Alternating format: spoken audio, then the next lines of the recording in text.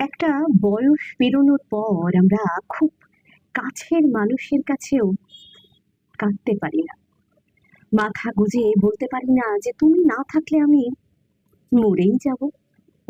একটা বয়সের পর আমরা ভেঙে পড়লেও আর কোনো কাঁধ খুঁজি না, কেউ ঠকিয়ে গেলেও তার উপরে প্রতিশোধ নিই না, বিক্ষোভে ফেটে পড়ি না, অন্য কাউকে তার সম্পর্কে নানা রকম বলে গালমন্দও করি না। একটা বয়সের পর সবকিছু সহ্য করার একটা ক্ষমতা আমাদের কিন্তু এসেই যায়।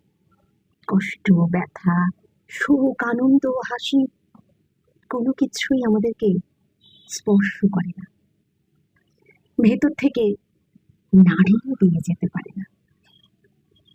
একটা সময়ের পর আমরা এই হেরে যাওয়াটাতে ক্রমশ অভ্যস্ত হয়ে পড়ি,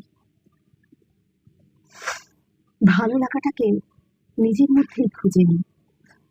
আসলে কি জানো তো, আমরা হঠাৎ করেই খুব বড় হয়ে যাই, খুব বড়, যেটা হয়তো আমরা কোনোদিনই মন থেকে কখনো হতেই চাইনি।